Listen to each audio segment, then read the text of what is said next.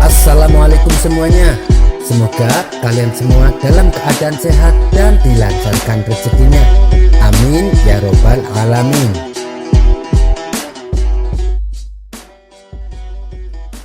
Suatu hari Abu Jahil terlihat sibuk belanja di pasar. Tanpa diduga ia bertemu sahabat lamanya. "Hai Abu Jahil, apa kabar?" tanya sahabatnya. "Kabar saya baik. Lama sudah kita tak bertemu," balas Abu Jahil. Kemudian Abu Jahil diajak sahabatnya main ke rumah. Di sana Abu Jahil dijamu berbagai macam hidangan. Setelah selesai makan, mereka berdua pun kembali ngobrol. "Wahai kawan, jujur saja saya merasa tersanjung dengan penghormatan ini. Kamu memang sahabat saya yang paling istimewa." "Oh iya kawan, besok aku juga ingin mengundangmu. Kamu harus datang ya," pinta Abu Jahil. "Memangnya ada acara apa?" tanya sahabatnya. "Tidak ada apa-apa. Aku hanya ingin mengundangmu makan siang di rumahku. Pokoknya kamu harus datang," kata Abu Jahil mewanti-wanti. "Baiklah Abu Jahil, insya Allah aku akan datang," balas sahabatnya. Esok harinya Abu Jahil membeli 2 kelinci, tapi dia bingung bagaimana cara memasaknya. Ia pun teringat dengan tetangganya yang bernama Abu Nawas. "Oh iya, Abu Nawas kan terkenal jago masak. Aku akan minta bantuannya." Abu Jahil lalu mendatangi rumah Abu Nawas dan mengutarakan keinginannya. Tentu saja dengan senang hati Abu Nawas bersedia membantunya. Saat Abu Nawas sibuk memasak, Abu Jahil berkata kepadanya, "Abu Nawas, aku tinggal sebentar ya, mau jemput sahabatku di pasar, sebab dia belum tahu alamat rumahku." "Oh iya, kamu pergi saja Abu Jahil, aku akan buat masakan sop kelinci yang paling lezat." Ketika Abu Jahil pergi, sop kelinci yang dibuatnya sudah matang. "Sepertinya lezat juga daging kelinci ini," pikir Abu Nawas. Ia pun mencicipinya 1 iris. "Mantap, lezatnya bukan main," ucap Abu Nawas. Karena ketagihan, ia terus menyantap daging kelinci satu persatu sampai tersisa sedikit. Tidak lama kemudian, datanglah Abu Jahil bersama sahabatnya. "Wahai Abu Nawas, ini sahabatku sudah datang. Ayo siapkan makanannya," kata Abu Jahil.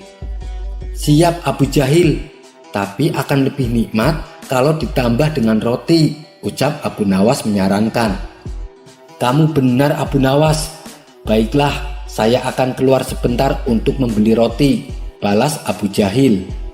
Sementara sahabatnya Abu Jahil duduk menunggu di ruang tamu. Dan ketika Abu Jahil keluar untuk kedua kalinya, Abu Nawas menghabiskan semua daging kelinci yang dimasaknya. Selanjutnya, Abu Nawas mulai berpikir bagaimana caranya supaya Abu Jahil tidak marah. Tiba-tiba muncullah sebuah ide jahil Abu Nawas. Abu Nawas lalu menemui sahabat Abu Jahil yang sedari tadi duduk di ruang tamu. "Apakah kamu tahu kenapa diundang ke rumah Abu Jahil?" tanya Abu Nawas. "Oh, aku tahu, karena aku adalah sahabat istimewa dia," jawabnya. "Berarti kamu tidak mengetahui yang sebenarnya," balas Abu Nawas pura-pura sedih. "Memangnya ada apa dengan Abu Jahil?" tanya sahabatnya penasaran. "Begini, sebenarnya sudah sejak lama dia gila. Dia sudah berobat kemana-mana, tapi tidak ada satupun yang mampu menyembuhkannya. Kemudian ada seorang tabib, dia menyarankan supaya Abu Jahil memakan telinga manusia. Dan ternyata sarannya itu manjur. Lambat laun Abu Jahil sudah mulai agak waras. Dia pun sudah bisa mulai mengenali siapa saja sahabatnya. Dan alasan dia mengajakmu kemari supaya bisa memotong kedua telingamu untuk dimakan," kata Abu Nawas memberitahu. "Apa? Ini serius?" tanya sahabatnya terkejut. Kalau kamu tidak percaya, lihat saja ke dapur. Aku disuruh memasak sop tapi tidak ada dagingnya, karena dia menginginkan kedua telingamu, ujar Abu Nawas. Spontan sahabatnya Abu Jahil segera masuk ke dapur dan melihat sop yang dibuat Abu Nawas. Ternyata benar, aku harus secepatnya pergi dari sini, pikir sahabatnya. Ketika dia hendak pergi keluar, dia berpapasan dengan Abu Jahil tepat di depan pintu. Maaf kawan, saya terlambat. Saya akan segera mempersiapkan hidangannya, kata Abu Jahil. Kemudian Abu Jahil masuk ke dalam dan memberikan rotinya kepada Abu Nawas. Mana sop kelincinya Abu Nawas? Tanya Abu Jahil. Begini Abu Jahil, sahabatmu mengambil 2 daging kelinci dan menyembunyikan di bajunya. Lihatlah, sahabatmu keluar dan lari karena dia ketakutan dan malu kepadamu, ucap Abu Nawas. Abu Jahil lalu menengok ke arah ruang tamu. Benar saja, ternyata sahabatnya sudah pergi keluar. Abu Jahil pun segera berlari menyusulnya. Hai kawan, tunggu dulu. Ambillah 1 saja dan berikan 1 kepadaku, teriak Abu Jahil. Mendengar itu sahabatnya menjawab, kau gila ya, sama sekali itu tidak mungkin aku berikan. Sahabatnya mengira kalau Abu Jahil meminta telinganya. Ia pun semakin ketakutan dan berlari tambah kencang. Abu Nawas yang menyaksikan hal itu spontan tertawa terpingkal-pingkal. Kisah selanjutnya. Alkisah, pada suatu ketika Abu Nawas akan ke negeri seberang dengan tujuan urusan berniaga. Dengan caranya inilah ia bisa mendapatkan keuntungan yang banyak. Ternyata keberhasilan Abu Nawas tersebut membuat Abu Jahil merasa iri. Ia ingin bisa sukses seperti dirinya. Dalam hati Abu Jahil berkata, aku harus tahu bagaimana cara dia berdagang. Kemudian ia pun mendatangi rumah Abu Nawas. Melihat Abu Nawas sedang menyiapkan perbekalan, Abu Jahil bertanya, mau kemana kau Abu Nawas? Abu Nawas menjawab, mau pergi ke negeri seberang. Mendengar itu Abu Jahil langsung memanfaatkan kesempatan tersebut. Boleh aku ikut denganmu? Tanya Abu Jahil. Boleh saja, tapi ongkos kau tanggung sendiri, jawab Abu Nawas. Tentu saja kawan, kau tidak usah khawatir, balas Abu Jahil. Baguslah, tapi ada kepentingan apa kau ikut? Tanya Abu Nawas. Aku ingin belajar dagang kepadamu Abu Nawas, biar bisa sukses sepertimu, jawab Abu Jahil. Oh, jadi itu alasannya. Baiklah, ucap Abu Nawas. Maka keduanya pun menuju pelabuhan untuk menumpang sebuah kapal besar. Setelah kapal mulai menyeberang ke tengah lautan, tiba-tiba Abu Jahil menangis ketakutan. Melihat itu Abu Nawas menjadi heran. Kau kenapa Abu Jahil? Tanya Abu Nawas. Bukannya menjawab, tangisan Abu Jahil malah bertambah keras. Apalagi ketika gerakan kapal tak stabil karena terguncang oleh ombak besar.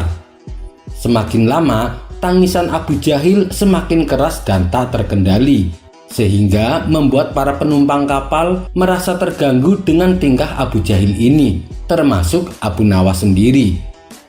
Kemudian nahkoda kapal mendekatinya dan membujuk supaya Abu Jahil tenang. Begitu pula dengan orang-orang, mereka berusaha menenangkannya. Namun usaha mereka sia-sia. Tangisan Abu Jahil tidak mau berhenti. Akibat kejadian ini, para penumpang kapal mulai kesal dan menyalahkan Abu Nawas, sebab dialah yang mengajak Abu Jahil untuk ikut serta berlayar. Hei Abu Nawas, suruh diam kawanmu itu, kami semua sangat terganggu, kata mereka. Iya, aku yang bertanggung jawab, aku akan membuatnya diam, balas Abu Nawas. Kemudian Abu Nawas menyuruh para penumpang kapal untuk melemparkan Abu Jahil ke laut. Perintah itu pun langsung dilaksanakan. Abu Jahil yang tak bisa berenang terombang-ambing oleh ombak dan hampir tenggelam. Di saat itulah Abu Nawas segera menyelamatkannya dan mengangkatnya kembali ke atas kapal.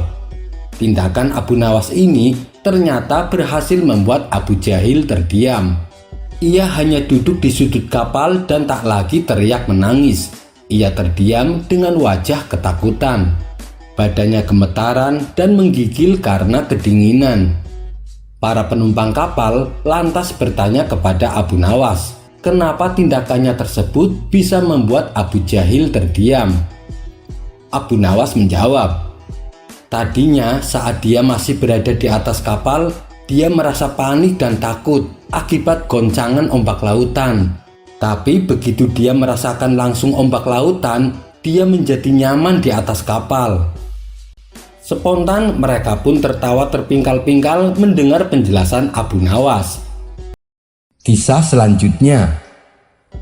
Dikisahkan ada salah satu murid Abu Nawas yang sulit sekali menangkap pelajaran. Anak ini bernama Anas. Meskipun sudah berulang kali diterangkan, Anas masih saja tidak memahaminya. Setelah Abu Nawas memberikan pelajaran, ia bertanya kepada Anas, "Anas, kau sudah paham belum?" Anas menjawab, "Belum, Tuan Guru." Abu Nawas pun menerangkan kembali pelajaran yang baru saja diterangkan. Lagi-lagi Anas masih juga tidak paham. Menyadari dirinya selalu mengecewakan sang guru, Anas memilih untuk meninggalkan majelis. "Hai Anas, kemarilah," cegah Abu Nawas. "Besok datanglah ke rumahku," kata Abu Nawas melanjutkan. Sebagai seorang guru, Abu Nawas sangat memahami perasaan muridnya, maka ia mengundangnya untuk belajar secara privat.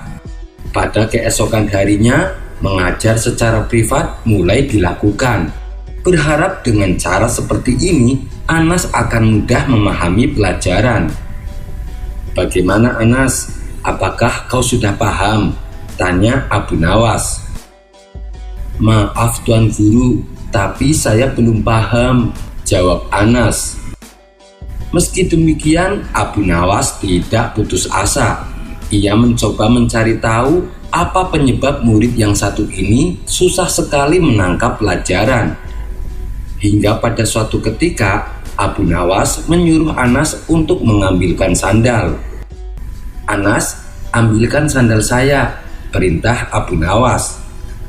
Anas pun segera bangkit menuruti perintah gurunya. Tapi yang membuat Abu Nawas heran, yang diambil Anas bukan sepatu, melainkan topi. Dan ketika disuruh mengambil topi, yang diambil adalah sandal. Dari situlah Abu Nawas mulai mengetahui bahwa cara mengajari Anas adalah dengan cara terbalik. Untuk meyakinkan dugaannya, Abu Nawas mencoba mengujinya dengan satu perintah. "Wahai Anas, padamkan lampu itu," kata Abu Nawas. Anas pun segera berdiri dan menyalakan lampunya. "Ternyata dugaanku tidak keliru," pikir Abu Nawas. Sejak saat itulah Abu Nawas selalu mengajari Anas dengan perintah sebaliknya. Suatu ketika Abu Nawas mengajak Anas pergi ke pasar untuk membeli sekarung tepung gandum. Karung tepung tersebut kemudian diletakkan di atas punggung keledai. Ketika menyeberangi sungai, karung tepung yang dibawa keledai melorot ke bawah dan hampir jatuh. "Hai Anas, karungnya mau jatuh ke air. Tekan keras-keras ke bawah," teriak Abu Nawas. Abu Nawas berharap Anas akan berbuat sebaliknya, yaitu mengangkat kembali karungnya di atas punggung keledai. Tapi kali ini Anas justru melakukan sesuai apa yang diperintahkan gurunya. Karung itu ditekan keras-keras ke bawah hingga tenggelam ke dalam air. Walhasil, tepung gandum yang dibelinya lenyap oleh air sungai. Abu Nawas pun merasa kecewa dengan perbuatan Anas tersebut. "Hai Anas, kenapa kau melakukan itu?" tanya Abu Nawas. Bukankah itu yang Tuan Guru perintahkan? Balas Anas. Tapi biasanya kan kamu berbuat sebaliknya, tanya Abu Nawas kembali. Kalau saya angkat karung tepungnya, nanti keledainya yang tenggelam Tuan Guru. Kalau keledainya yang tenggelam, nanti saya diperintah untuk mengangkatnya. Saya kan masih kecil Tuan Guru. Tenaga saya belum kuat untuk mengangkat keledai, jawab Anas. Mendengar alasan tersebut, Abu Nawas hanya bisa geleng-geleng kepala.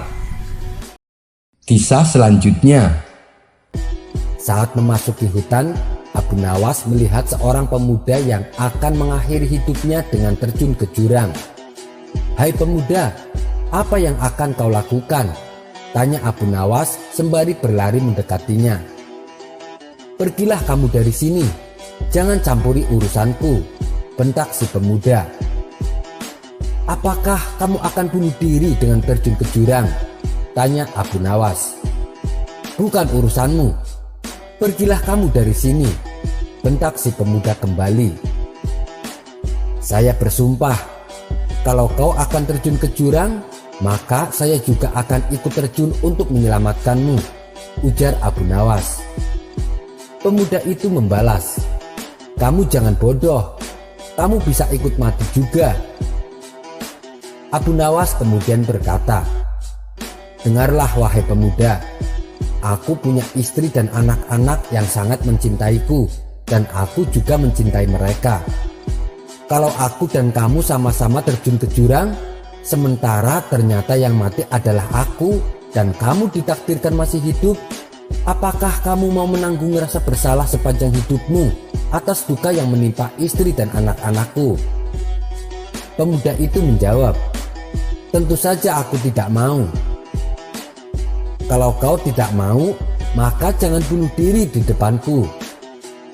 Karena bagaimanapun caranya, aku pasti akan berusaha menyelamatkanmu meskipun aku yang harus mati," ucap Abu Nawas. Mendengar perkataan Abu Nawas, kemudian pemuda itu mengurungkan niatnya untuk bunuh diri. Ia berjalan menjauhi tepi jurang. Abu Nawas lalu memberi nasihat kepada si pemuda. "Wahai pemuda, kalau kau masih nekat untuk mengakhiri hidupmu, kamu bisa melakukannya di tempat di mana orang tidak bisa melihatmu, seperti gantung diri di rumah.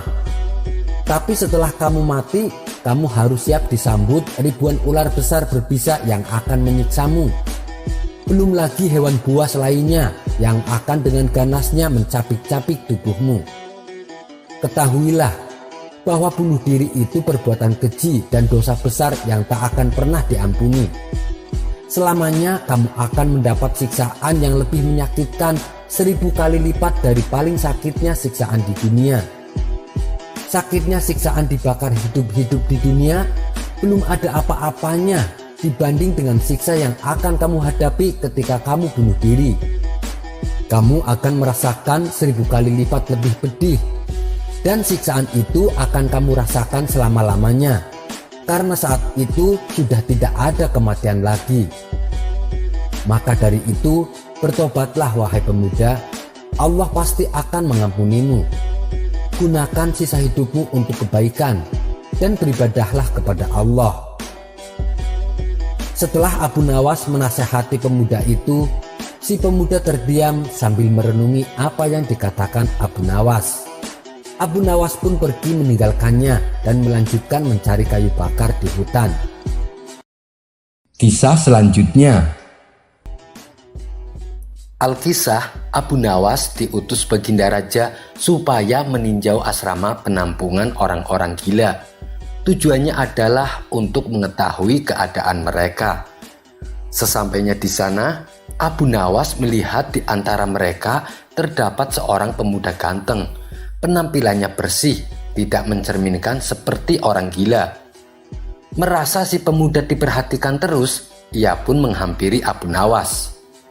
"Hei tuan, saya ingin mengajukan pertanyaan," kata si pemuda. "Oh, silahkan," balas Abu Nawas. "Kapankah seorang yang tidur bisa menikmati tidurnya?" tanya si pemuda. Ketika dia bangun dari tidurnya, jawab Abu Nawas. Bagaimana dia dapat menikmati tidur, padahal ia sudah bangun? Tanya pemuda itu kembali. Ya, kelezatan tidur itu sebelum dia tidur, jawab Abu Nawas. Namun pemuda itu kemudian bertanya lagi. Bagaimana dapat menikmati kelezatan tidur, sedangkan dia belum tidur? Abu Nawas menjawab, kelezatan dan kenikmatan tidur saat dia tidur.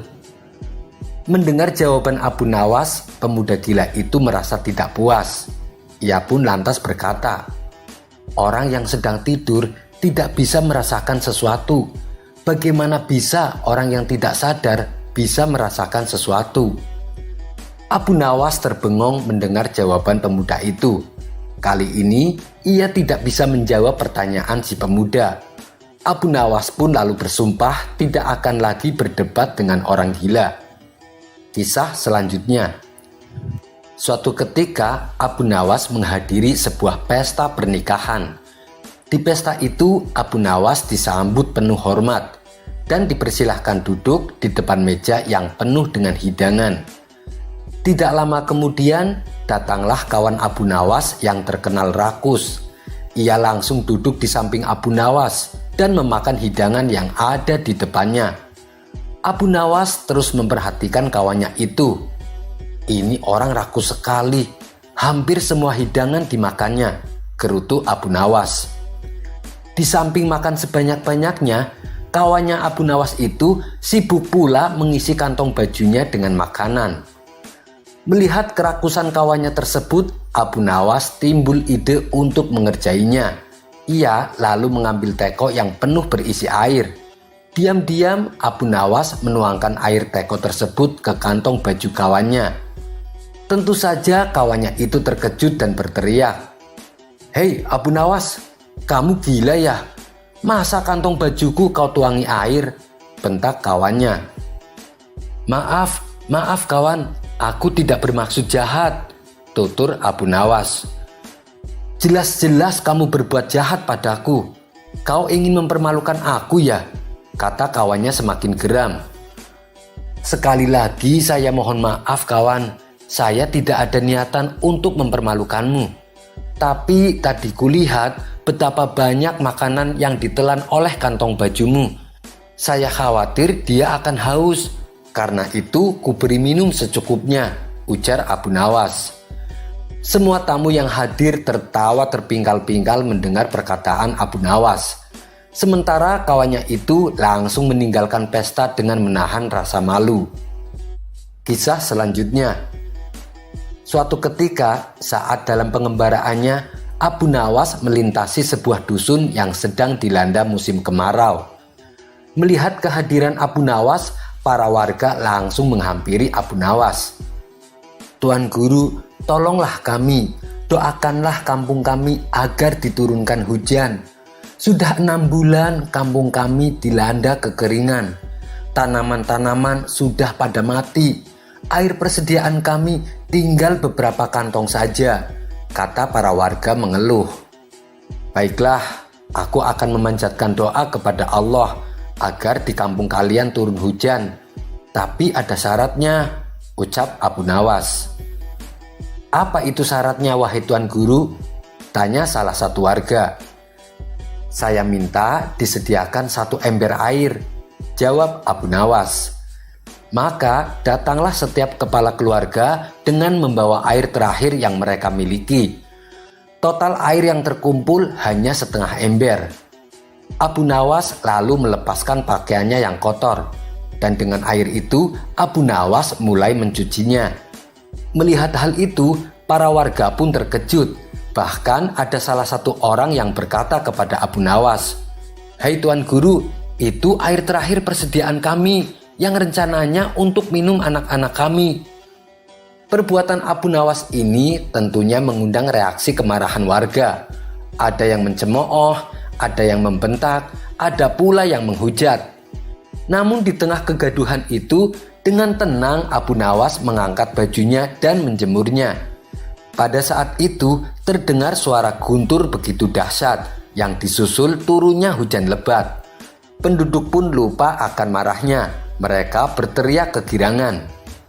Bajuku hanya satu ini dan sama sekali tidak pernah dicuci. Bila aku menjemurnya, pasti hujan turun deras. Karena mungkin langit tidak tahan dengan baunya, celetuk Abu Nawas. Sontak para warga pun tertawa terpingkal-pingkal mendengarnya. Kisah selanjutnya. Abu Nawas sudah terlalu sering mengerjai banyak orang. Raja Harun al-Rasyid sendiri tak luput dari keusilan Abu Nawas. Berulang kali sang raja ingin membalaskan dendam namun selalu gagal. Yang ada malah sang raja sendiri yang kena batunya. Namun sepandai-pandainya tupai melompat pasti akan jatuh juga. Itulah perumpamaan yang pas disematkan kepada Abu Nawas. Karena kali ini Abu Nawas yang kena apes, dikelabui oleh komplotan penipu. Akibatnya Abu Nawas kena semprot kemarahan istrinya. Ibarat sudah jatuh malah tertimpa tangga. Kejadian ini berawal ketika Abu Nawas disuruh oleh sang istri untuk menjual keledainya. Berangkatlah Abu Nawas menuju ke pasar. Di tengah perjalanan Abu Nawas diperhatikan oleh 4 kawanan penipu. Mereka tidak tahu kalau orang tua yang membawa keledai adalah Abu Nawas. Begitu juga dengan Abu Nawas, tidak mengenal mereka sebagai komplotan penipu. Mereka lalu menyusun siasat untuk menipu Abu Nawas. Datanglah penipu pertama menghampiri Abu Nawas dengan mengaku sebagai juragan kambing. "Apakah Tuan hendak menjual kambingnya?" tanya penipu pertama. "Iya, tapi ini bukan kambing," balas Abu Nawas. "Loh, kalau bukan kambing, lalu itu hewan apa?" tanya penipu pertama dengan berpura-pura heran. "Ini adalah hewan keledai," tegas Abu Nawas. "Kalau kau anggap itu adalah keledai, silahkan jual aja sendiri ke pasar dan tanya harganya," ujar si penipu sambil tertawa dan berlalu meninggalkan Abu Nawas. Abu Nawas nampaknya belum terpengaruh dengan ucapan penipu pertama. Untuk meyakinkan bahwa hewan yang dibawanya adalah keledai, Abu Nawas menaikinya dan melanjutkan perjalanan menuju pasar. Belum sampai ke pasar, Abu Nawas kembali dihampiri oleh penipu kedua. "Dasar orang tua stres, hewan kambing kok ditunggangi," ucap penipu kedua. Abu Nawas kaget mendengarnya.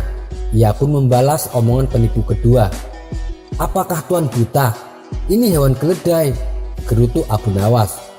"Kalau ini kambing, mana mungkin aku menungganginya," sambungnya. Penipu kedua berpura-pura tertawa mendengar jawaban Abu Nawas. "Orang stres kalau diberitahu bukannya terima kasih tapi malah nyolot," ucap penipu kedua sambil berlalu meninggalkan Abu Nawas.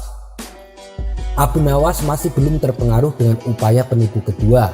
Ia tetap melanjutkan perjalanannya menuju pasar. Datanglah penipu ketiga menghampiri Abu Nawas. "Baru kulihat ada kambing yang begitu kuat," ucap penipu ketiga kepada Abu Nawas. "Apa maksudmu?" tanya Abu Nawas heran. "Kambing Anda bisa kuat berjalan, padahal engkau menaikinya," jawab penipu ketiga dan berlalu meninggalkan Abu Nawas. Pikiran Abu Nawas mulai goyah. "Ini kambing atau keledai?" tanya Abu Nawas dalam hati. Pasalnya sudah 3 orang yang ia jumpai, mereka semua mengatakan bahwa hewan yang dibawanya adalah kambing. Abu Nawas pun mulai timbul keraguan, apakah ini kambing atau keledai. Kesempatan ini langsung dimanfaatkan oleh penipu keempat. Ia segera menghampiri Abu Nawas. "Apakah kamu hendak menjual kambingnya? Kalau boleh, saya beli dengan harga 5 dirham untuk keperluan hajatan. Saya sudah keliling pasar hewan, tapi tak menemukan kambing yang cocok. Begitu melihat kambing Anda, saya merasa tertarik karena terlihat bersih dan agak gemukan," kata si penipu keempat kepada Abu Nawas. Dengan nada ragu, Abu Nawas bertanya, "Apakah Anda yakin ini adalah kambing? Bukankah ini keledai?" Si penipu keempat menjawab, "Ya iyalah, itu hewan kambing. Masa saya mau menyembelih keledai untuk hajatan?" Akhirnya dengan berat hati, Abu Nawas menjual keledainya kepada penipu keempat dengan harga 5 dirham. Setelah sampai di rumah, Abu Nawas lalu menjadi bulan-bulanan istrinya. Ia diomeli habis-habisan karena bisa-bisanya dibodohi dan ditipu. Sang istri marah karena harga keledai yang seharusnya laku 50 dirham hanya dijual 5 dirham. Itu sama saja seperti harga kambing. Karena tak tahan dengan omelan istrinya, Abu Nawas lalu pergi keluar rumah. Ia pergi ke hutan untuk menyendiri. Dalam kesendiriannya, Abu Nawas tak habis pikir, kenapa ia bisa dikelabui oleh 4 kawanan penipu yang tak dikenalnya, dan ia berniat membalaskan dendam perlakuan mereka. Bukan Abu Nawas namanya kalau tidak menemukan ide yang cemerlang. Ia segera memotong kayu kecil di hutan lalu dipahatnya hingga menyerupai tongkat. Setelah tongkat tersebut jadi, Abu Nawas mulai melancarkan aksinya. Tapi sebelum aksinya dimulai, Abu Nawas terlebih dahulu mendatangi semua toko dan warung di pinggiran pasar. Selanjutnya Abu Nawas kembali pulang ke rumah. Hari yang ditunggu pun tiba. Dengan membawa tongkat yang dibuatnya, Abu Nawas pergi menuju pasar. Setibanya di pasar, Abu Nawas berkeliling mencari keberadaan 4 kawanan penipu. Ternyata mereka sedang makan di warung. Abu Nawas pun masuk ke dalam warung dan menyapa mereka dengan ramah. "Ada perlu apa Anda datang ke pasar?" tanya salah satu dari mereka kepada Abu Nawas. Dengan berlagak lugu, Abu Nawas bercerita, "Tadi malam saya mendapatkan wangsit untuk mengambil tongkat ajaib ini di hutan," ucap Abu Nawas sambil menunjukkan tongkatnya. "Lalu apa kehebatan tongkatmu itu? Saya perhatikan tidak ada yang istimewa," jawab salah satu dari mereka. "Menurut wangsit yang saya dapatkan, tongkat ini bisa untuk membeli apa saja tanpa harus membayar. Caranya dengan menghentakkan tongkat ini ke tanah. Saya sendiri kurang yakin, makanya saya hendak mencobanya," ujar Abu Nawas. Setelah Abu Nawas dan kawanan penipu selesai makan, Abu Nawas kembali berkata, "Kalian semua berdiri di sampingku. Saya ingin menguji tongkat ajaib ini." Ia pun lalu menghentakkan tongkatnya ke lantai. Tiba-tiba datang pemilik warung menghampiri mereka sambil berkata, "Terima kasih atas kunjungan tuan-tuan semua. Silakan pergi dari warung kami dan semoga hari Anda menyenangkan." Abu Nawas dan kawanan penipu lalu meninggalkan warung makan tanpa membayarnya. "Ternyata tongkat ajaib ini berfungsi," teriak Abu Nawas pura-pura kegirangan. Kawanan penipu itu pun heran dengan kejadian tersebut. Namun salah satu dari mereka masih ragu. "Aku masih tak yakin dengan kehebatan tongkat itu. Bagaimana kalau kita coba untuk masuk ke toko pakaian?" ucapnya. "Ide yang bagus. Ayo kita masuk ke toko pakaian," balas Abu Nawas. Di dalam toko pakaian, masing-masing dari mereka sibuk memilih baju yang bagus dan juga sepatu. "Apakah kalian sudah memilih baju yang kalian sukai?" tanya Abu Nawas. "Sudah," jawab mereka serempak. "Baiklah, kalau begitu kalian semua berdiri di sampingku." Kemudian Abu Nawas kembali menghentakkan tongkatnya ke lantai. Lalu datanglah pemilik toko dan berkata, "Terima kasih atas kunjungan tuan-tuan semua. Silahkan pergi dari toko kami dan semoga hari Anda menyenangkan." Mereka pun pergi meninggalkan toko pakaian tersebut tanpa disuruh membayar. Di perjalanan, Abu Nawas tak henti-hentinya memuji tongkat ajaibnya. Hal ini mengundang rasa penasaran kawanan penipu dan keinginan untuk memiliki tongkat tersebut. "Tuan, bagaimana kalau tongkatnya kami beli?"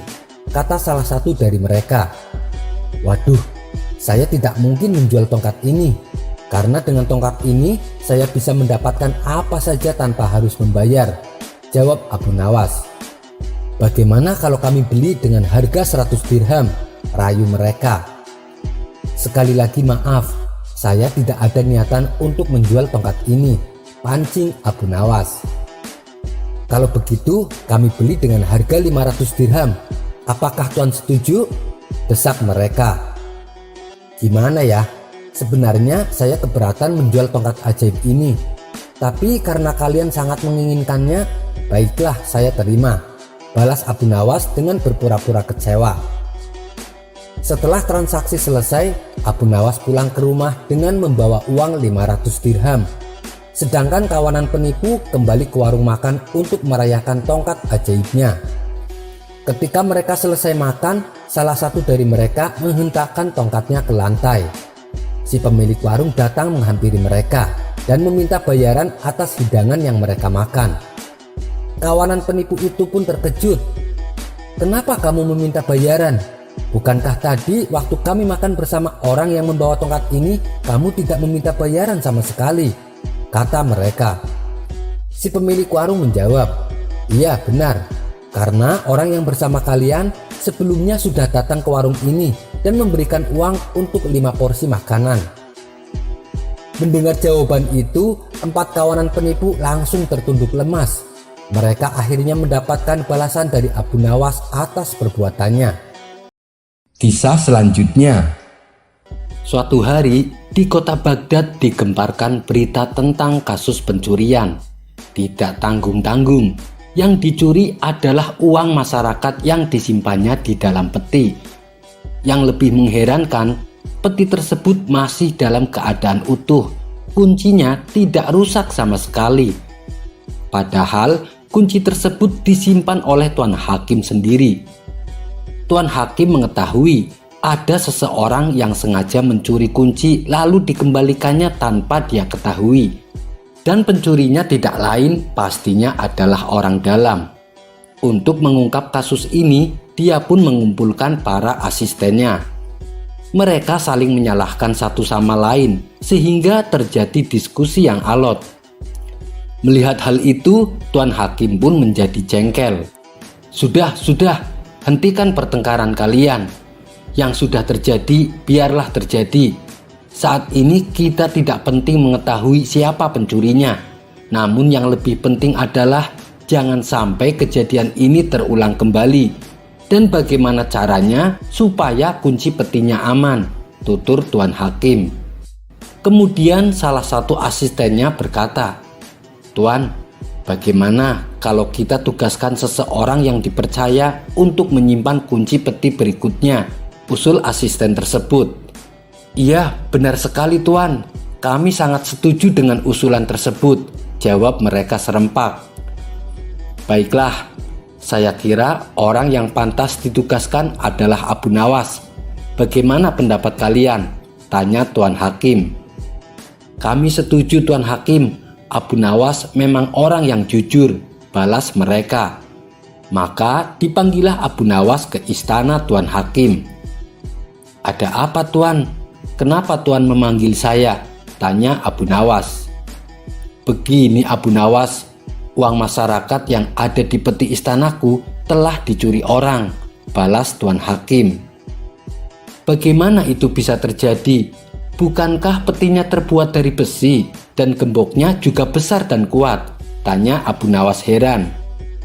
"Iya benar Abu Nawas, tapi si pencuri menggunakan kunci yang saya simpan," jawab Tuan Hakim.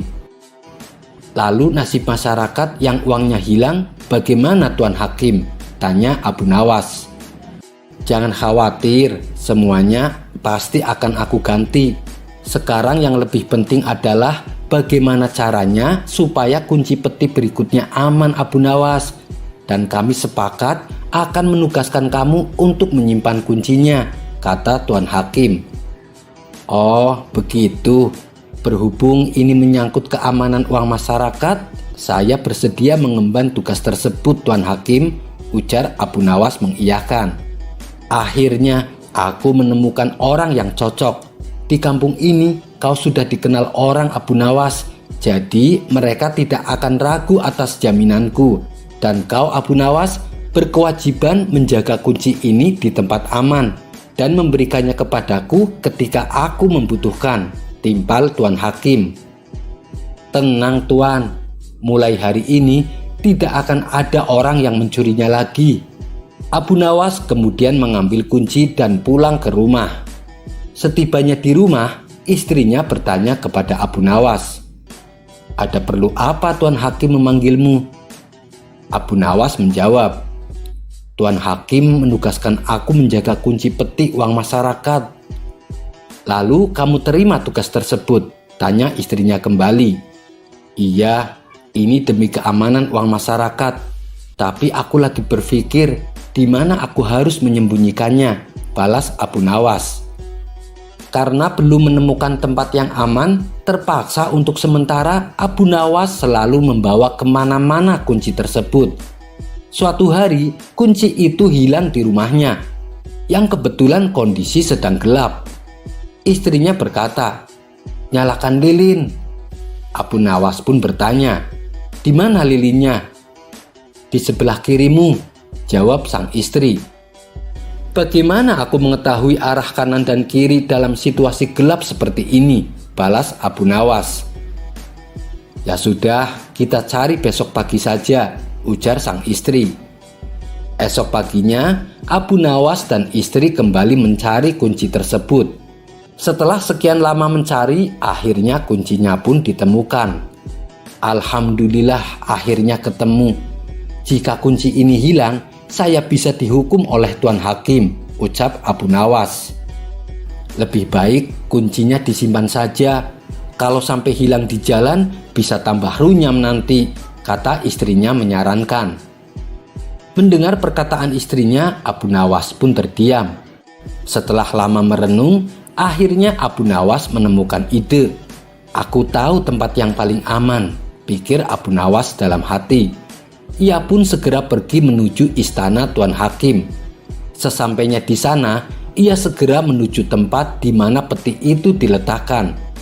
Abu Nawas lalu memasukkan kuncinya ke dalam peti tersebut.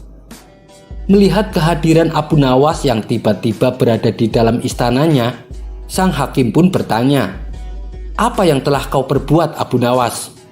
Apakah sudah menyimpan kunci itu di tempat yang aman?" Abu Nawas menjawab, "Tentu saja Tuan Hakim, kuncinya saya simpan di tempat yang paling aman." "Baguslah, saya memang tidak salah menugaskan kamu," ujar Tuan Hakim. "Tapi di mana kamu menyimpannya?" tanya Tuan Hakim penasaran. "Apakah ada tempat lebih aman selain peti ini?" kata Abu Nawas balik bertanya. "Apa maksudmu, Abu Nawas?" ucap Tuan Hakim kebingungan. "Saya sudah menyimpan kunci itu bersama uang di dalam peti ini. Dengan begitu, mulai hari ini tidak akan ada orang yang akan membukanya," kata Abu Nawas menjelaskan. "Haduh, Abu Nawas, ucap sang hakim sambil menepok jidat. Kisah selanjutnya. Sebelumnya diceritakan bahwa ulama sufi yang bernama Bahlul adalah kerabat dekat daripada Khalifah Harun al-Rasyid. Dan ia dulunya adalah seorang pejabat istana yang sangat alim dan jujur. Adapun dia bertingkah pura-pura gila hanyalah semata-mata untuk melindungi dirinya, supaya terhindar dari ancaman pembunuhan oleh pihak penguasa kerajaan yang tidak suka dengan kejujurannya. Meski demikian, Bahlul tetap mengkritik kebijakan kerajaan dengan caranya yang unik tapi sangat tajam. Berikut akan saya ceritakan beberapa kisah lucu tentang Bahlul. Bahlul dan makanan Baginda Raja. Suatu hari, Baginda Raja perintahkan pelayan kerajaan untuk mengirimi Bahlul makanan. Setelah dicari ke sana kemari, ternyata Bahlul sedang duduk di samping reruntuhan bangunan. "Hai Bahlul, ini ada kiriman hidangan istimewa untukmu," kata si pelayan. "Dari siapa makanan itu?" tanya Bahlul. "Dari Baginda Raja," jawab si pelayan. Bahlul lalu menerima hidangan tersebut. Akan tetapi, ia segera memberikannya kepada anjing yang kebetulan ada di situ. Melihat hal tersebut, si pelayan pun seketika terkejut. "Hei Bahlul, kenapa kau berikan makanan dari Baginda kepada anjing?" hardik si pelayan. Tapi dengan entengnya Bahlul membalas, "Hei pelayan, diamlah. Bila anjing ini tahu kalau makanan tersebut dari Baginda Raja, maka ia juga tidak akan mau memakannya." Bahlul dan pedagang. Suatu hari, seorang pedagang dari Baghdad menemui Bahlul untuk meminta nasihat. "Wahai Tuan Bahlul, berilah aku saran, usaha apa yang harus aku jalankan supaya aku bisa memperoleh keuntungan yang banyak?" tanya si pedagang. "Belilah kapas dan besi, lalu jual ke pasar," jawab Bahlul. Pedagang itu pun lalu pergi dan melakukan apa yang diperintahkan Bahlul. Ia membeli kapas dan besi dalam jumlah yang banyak. Setelah beberapa bulan, si pedagang menjual kembali barang-barang tersebut dan memperoleh keuntungan yang banyak. Ketika semua barang dagangannya laku terjual habis, si pedagang kembali menemui Bahlul untuk kembali meminta saran kepadanya. "Wahai Bahlul gila, menurutmu kali ini barang apa yang harus aku beli supaya keuntunganku lebih banyak?" tanya si pedagang. "Beli bawang dan semangka," jawab Bahlul. Pedagang itu pun menuruti saran Bahlul. Ia membeli bawang dan semangka dalam jumlah yang cukup banyak. Beberapa hari kemudian, bawang dan semangka yang dibelinya semuanya menjadi busuk, sehingga ia mengalami banyak kerugian. Dengan penuh kecewa dan emosi, si pedagang mendatangi Bahlul. "Hai Bahlul, ketika aku minta nasihat padamu pertama kali, kau menyarankan untuk beli kapas dan besi. Dan saat itu memang aku memperoleh keuntungan yang banyak. Tetapi ketika aku minta saran untuk yang kedua kali, kamu malah membuatku bangkrut. Harta kekayaanku habis karena saranmu," kata si pedagang menahan emosi. "Hai pedagang, dengar ya. Pertama kali kau menyapaku, kau menyebutku Tuan Bahlul. Karena kau menyapaku sebagai orang yang cerdas, maka aku memberi saran padamu dengan kebijakanku. Sementara saat kau minta saran kedua kalinya, kau memanggilku dengan panggilan Bahlul gila. Maka aku memberimu saran layaknya orang gila," kata Bahlul menjelaskan. Si pedagang pun merasa malu atas perbuatannya dan membenarkan jawaban Bahlul. Bahlul diminta kritik Baginda Raja. Suatu hari, saat Bahlul diajak ke istana, Baginda Raja berkata kepadanya, "Wahai Bahlul, kritiklah aku," pinta Baginda Raja. "Hai Harun, jika kamu berada di tengah-tengah gurun, di mana di tempat itu tak ada air setetes pun, sementara kamu sedang kehausan dan mendekati kematian, apa yang akan kau berikan untuk mendapatkan seteguk air?" tanya Bahlul. "Aku akan memberikan dinar dan emas yang banyak," jawab Baginda Raja. "Tapi bagaimana jika orang yang memiliki air tidak mau menukarnya dengan dinar dan emasmu? Lalu apa yang akan kau tawarkan?" tanya Bahlul kembali. "Aku akan memberikan separuh dari kerajaanku," jawab Baginda Raja. "Baik, setelah kau minum air itu, lalu kau terserang penyakit tidak bisa buang air kecil. Apa yang akan kau tawarkan kepada satu-satunya orang yang bisa menyembuhkan penyakitmu?" tanya Bahlul. "Aku akan berikan sisa separuh kerajaanku," jawab Baginda Raja. "Wahai Harun, ketahuilah, maka jangan kau anggap penting kerajaan dan semua harta kekayaanmu, karena semua itu tidak lebih berharga dibandingkan dengan seteguk air. Apakah tidak sepatutnya engkau berbuat baik kepada makhluk-makhluk Allah?" kata Bahlul menasehati. Bahlul dan budak yang takut laut. Ketika Bahlul sedang bepergian menaiki kapal perahu, ada seorang pedagang bersama budaknya ikut serta naik ke atas kapal. Saat perahu mulai menyeberang ke tengah lautan, budak itu mulai menangis karena ketakutan akibat gerakan kapal yang terguncang oleh ombak. Semakin lama tangisan si budak semakin keras, sehingga membuat orang-orang yang ada di kapal merasa terganggu, termasuk Bahlul sendiri. Si pedagang sudah berusaha membujuk agar budaknya diam tak menangis. Begitu pula dengan orang-orang yang ada di kapal. Mereka juga membujuk si budak agar diam. Akan tetapi, tangisan si budak malah semakin keras.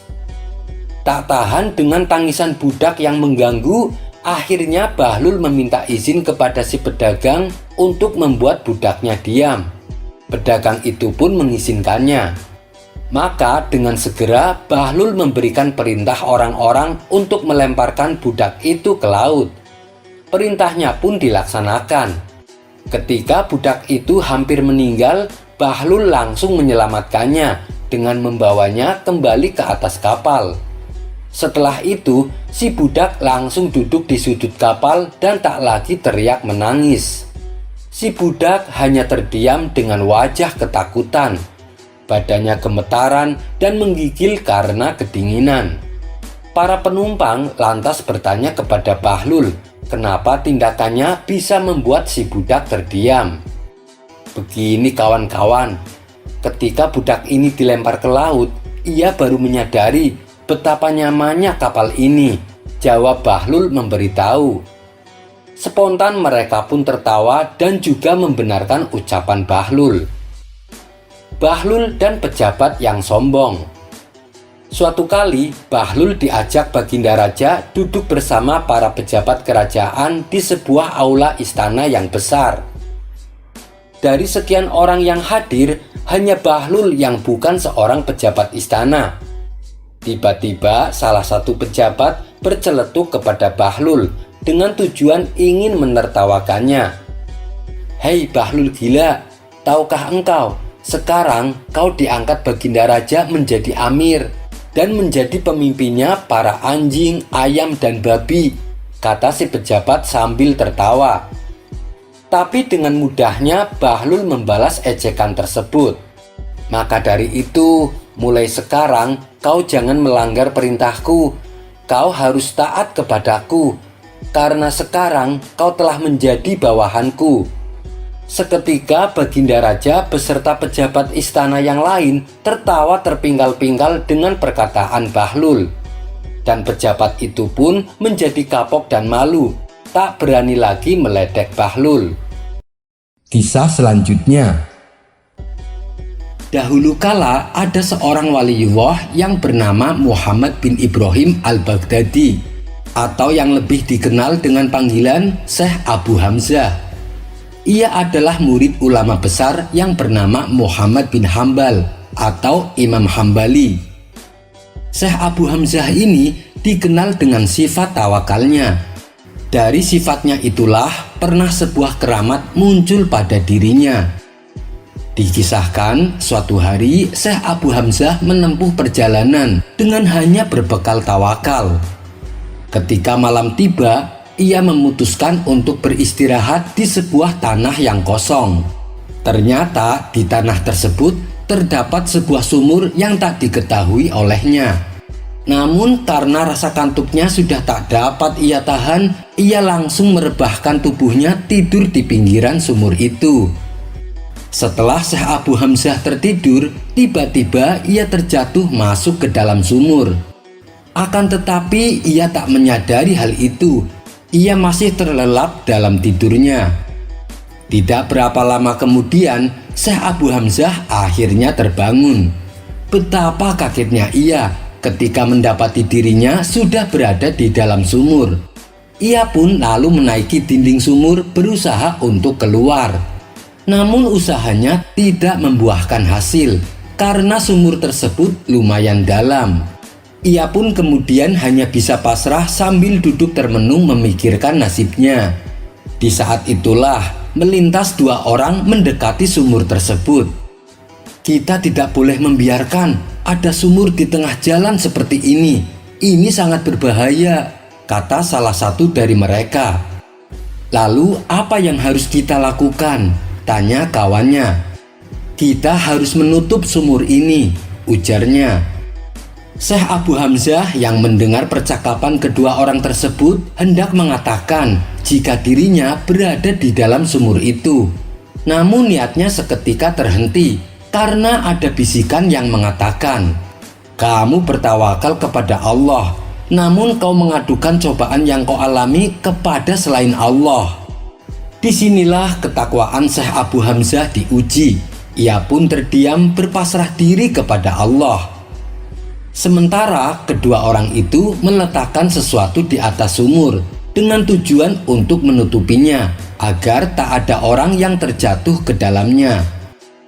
Dengan penuh keyakinan dan tawakal, Syekh Abu Hamzah pun terperangkap di dalam sumur. Namun ia yakin pasti Allah akan menolongnya. Dan benar saja, setelah sehari semalam berada di dalam sumur, tiba-tiba Syekh Abu Hamzah mendengar ada suara memanggilnya. Namun ia tak melihat wujud si pemanggil. "Berpeganglah padaku dengan kuat." Hanya itu suara yang ia dengar. Syekh Abu Hamzah pun menjulurkan tangannya seraya meraba-raba sesuatu untuk dipegang.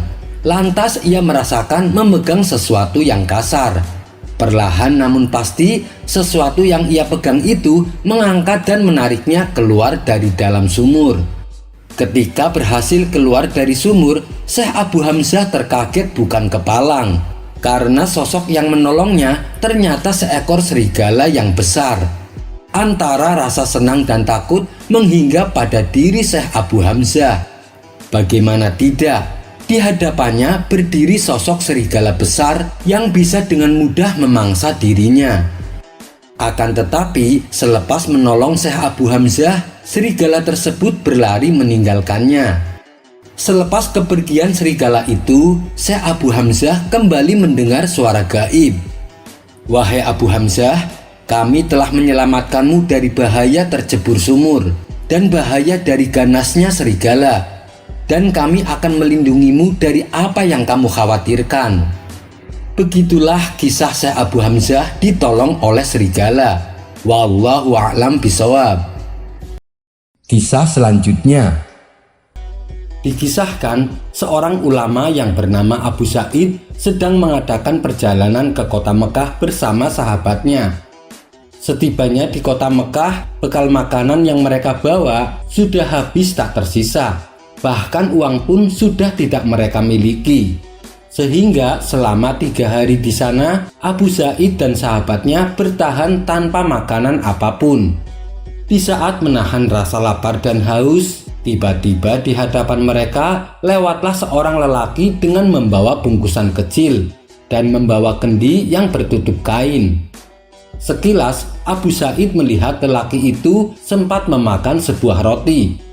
Maka terbesitlah di hati Abu Sa'id untuk meminta makanan kepadanya.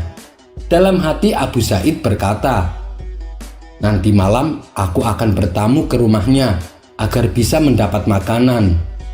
Kemudian keinginannya tersebut diutarakan kepada lelaki di hadapannya. "Bolehkah kami bertamu ke rumahmu?" tanya Abu Sa'id. "Tentu saja boleh. Dengan senang hati aku akan menerima kalian," jawab si lelaki. Singkat cerita, setelah waktu menjelang malam, Abu Sa'id dan sahabatnya mendatangi rumah si lelaki. Ketika mereka dipersilahkan masuk, Abu Sa'id memperhatikan bahwa rumah si lelaki tidak ada makanan sama sekali. Ternyata ia adalah orang miskin yang tidak mempunyai apa-apa. Awalnya Abu Sa'id agak kecewa karena niatnya untuk mendapatkan makanan tidak kesampaian. Akan tetapi, tiba-tiba peristiwa ajaib terjadi tepat di hadapannya. Lelaki itu mengusap-usapkan tangannya pada seonggok kayu yang dipancangkan seperti sebuah tiang. Seketika ada sesuatu yang terjatuh, dan sesuatu tersebut adalah uang 2 dirham. Kemudian uang itu langsung dibelanjakan dengan membelinya roti dan lauk pauk. Setelah kenyang menyantap hidangan yang disajikan, Abu Sa'id bertanya kepada si lelaki perihal keajaiban yang dimilikinya. "Bagaimana bisa kau mengeluarkan uang dengan cara seperti itu?" Lelaki itu hanya tersenyum mendengar pertanyaan Abu Sa'id. Hal ini membuatnya semakin bertambah penasaran. "Bila hal itu bisa dicapai dengan amalan, beritahukanlah kepadaku, amalan apa yang kau kerjakan? Tanya Abu Sa'id. Wahai Abu Sa'id, tidak ada amalan khusus yang aku lakukan. Kamu juga bisa seperti aku. Hanya satu syaratnya, kata si lelaki. Apa itu syaratnya? Tanya Abu Sa'id. Hilangkanlah nilai sebuah makhluk darimu. Tak perlu kau menilai baik buruk seseorang. Niscaya engkau akan memperoleh hajatmu, tutur si lelaki. Demikianlah peristiwa keajaiban yang disaksikan sendiri oleh Abu Sa'id. Kisah ini terdapat dalam kitab Qisas As-Sholihin wa Nawadir karya Imam Ibnu Al-Jauzi. Wallahu a'lam bishawab.